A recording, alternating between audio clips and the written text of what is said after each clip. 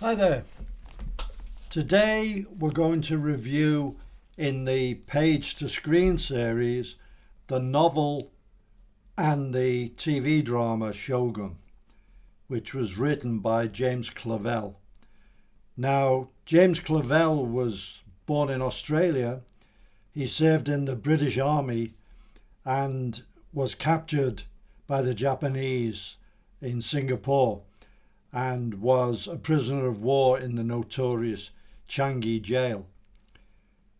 He used his experiences there to write the novel King Rat, which was a bestseller and turned into a feature film, which was also very successful.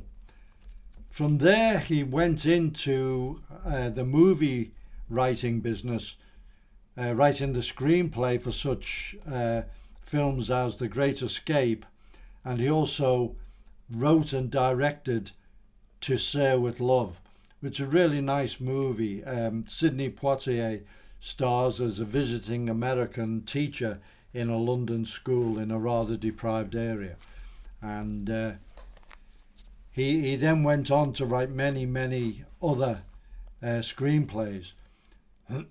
In the mid-60s, he wrote a book called Taipan, which was what was then termed a blockbuster novel, a very thick book, which was about the founding of Hong Kong by the British, and has a fictionalized story about the origins of the Jardine Matheson Trading Company, which is still active actually. Terrific book, really fantastic. I enjoyed it a lot. And then in 1975 he wrote Shogun, and I picked the paperback up, but I decided that, in my opinion, no Westerner could really write accurately about feudal Japan. So I was hesitant to read it. And then one day I was at an airport. I was traveling a lot back then in close protection, and I had a long flight ahead of me. And again, Shogun was a blockbuster novel. So I thought, oh, I'll give it a try. And I was really glad I did. He had obviously done an immense amount of research. And for somebody who'd been a prisoner of the Japanese, and let's face it, they were very bestial towards the prisoners of war, and he saw some terrible things. For him to virtually fall in love with Japan and Japanese people, which shows in his writing, was rather remarkable.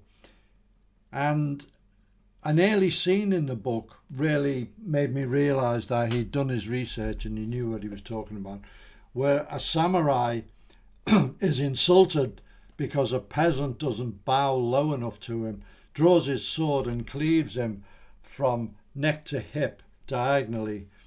And this is called Kirasute Gomen, which means killing and going away. And it was a right that the samurai had.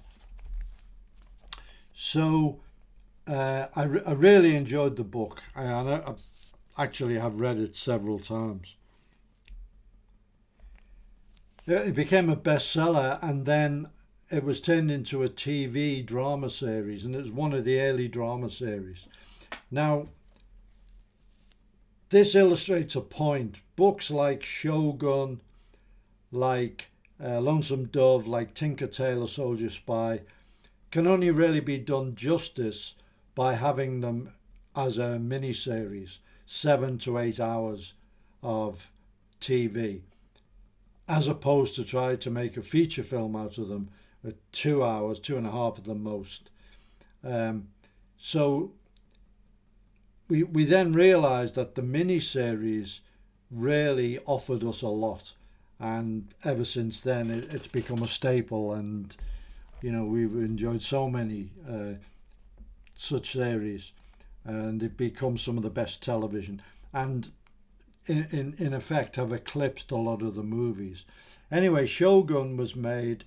It was a very elaborate production, a lot of locations, a lot of sets. The CGI was non-existent back then, so it was all real. And the cast was, as the main character, the pilot was Richard Chamberlain, and I thought he was rather weak in the part. I don't think he really portrayed the part as written in the book, for example. However, the other main character, Toranaga, was played by Toshio Mifune, who was the renowned Japanese actor of many samurai movies, and nobody could have been a better choice. He was absolutely ideal. But it was a very successful series, and I enjoyed it a lot. Anyway, fast forward, and earlier this year, a remake of Shogun emerged from Japan, and a good friend of mine watched it before I did and was really raving about it, and I found it a bit surprising because it's a rather Byzantine plot. If you take the very, very popular series Succession, which took every award by storm, Shogun is like Succession, but in 1600 Japan, in Japanese. So I thought its appeal might be a bit limited, and boy, I was wrong. People really loved it. And when I got to watch it, I could see why. Excuse me.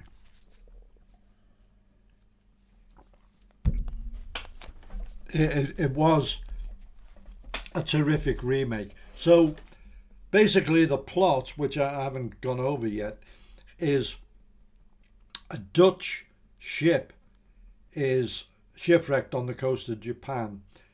The Dutch crew are led by an Englishman who's the pilot, the navigator. And he becomes embroiled in what's happening in Japan at the time. And what it was the leader of Japan was called a Taiko. He had died, leaving his successor, who was a small boy. So there was a council of regents who were guiding the country. And these regents were all really in competition with each other, all rivals anyway. But they all kind of ganged up on Toranaga, who was one of the most powerful of the lords. Remember, it's feudal Japan. That you got the lords, you got their castles, their land, and their armies of samurai retainers. So there's all scheming against Toranaga, and he is intrigued to meet the pilot, who the Japanese call Anjin-san, which means pilot. So at the time, the Portuguese were an imperial power. They had possessions in, they had Macau, they had Goa, they had Brazil, and they had a foothold in Japan, and the Jesuits had introduced religion, Christianity, Catholicism into the country. But Anjin lets them know that there is another form of Christianity, and he hates the Jesuits, hates Catholics, being from Protestant England. So this intrigues Toranaga because the Portuguese haven't let any of this on. And Anjin-san tells them about Portuguese imperialism and how they colonized and how they take over and so on. So he decides that Anjin is a very valuable asset, and he tasks one of his subjects Lady Mariko to be his mentor because she speaks Portuguese, as does Anjin-san. So they can communicate, and she's teaching him both Japanese and Japanese manners. And eventually he's actually given a rank. He's made Hatamoto, which is a samurai rank, and given a house and all sorts of things. And starts wearing a kimono and carrying swords.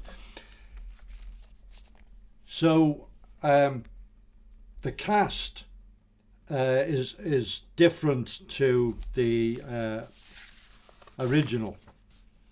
And I'll just make mention of who is in the new cast.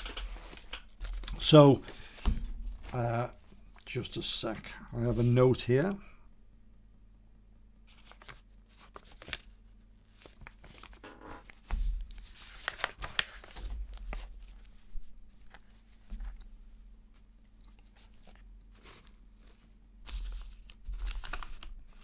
Sorry for the lack of organisation.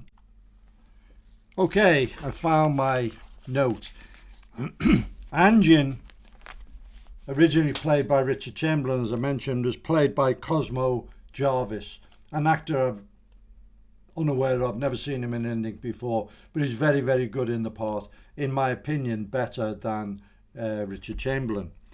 Toranaga was Hiroyuki Sanada, and obviously nobody can better the performance of Mifune, but Sanada does as good a job as anyone could, and he's really good. Obviously a little bit in the shadow of the former, but excellent performance, makes it his own. And Mariko is Anna Sawai, who has to act with very minimalist acting, no sharp expressions and things like that, and she gets a lot across with small changes of tone, tiny shifts of expression, but the communication, the non-verbal communication is amazing. Her acting is spot on, and very, very good performance.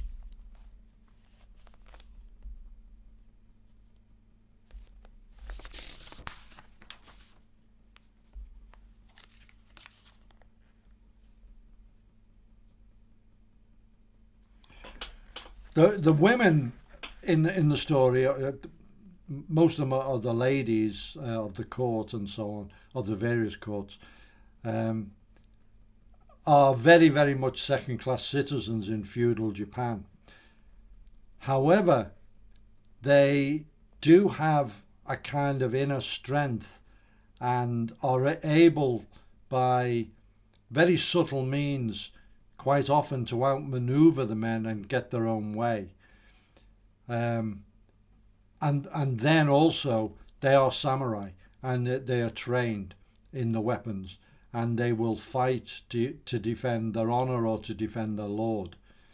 And there is a scene where Mariko has to fight against odds using a naginata, which was regarded as a woman's weapon. It's a brilliant scene, and it's one of many terrific sword, naginata, yari, archery scenes. The battles in the series are terrific, very well filmed, choreographed, and the true spirit of the samurai movie.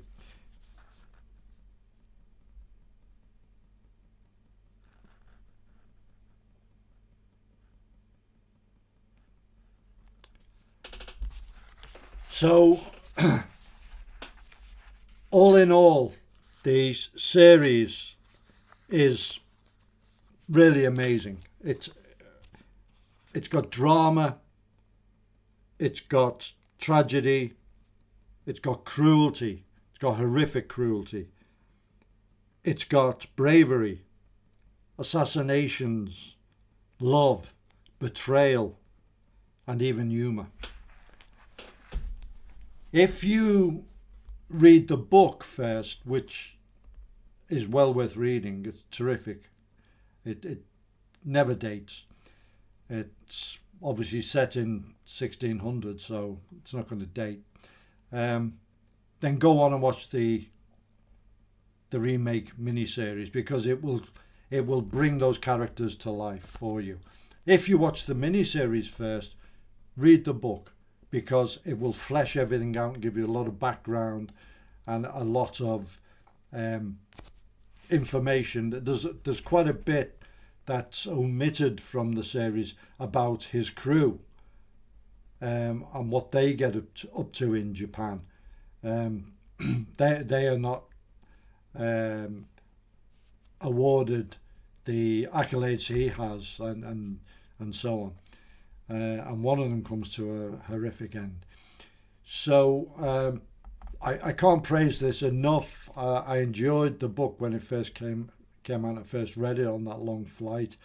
I was enthralled by it. I recommended it to a lot of people, and I'm recommending it and the series to everyone now.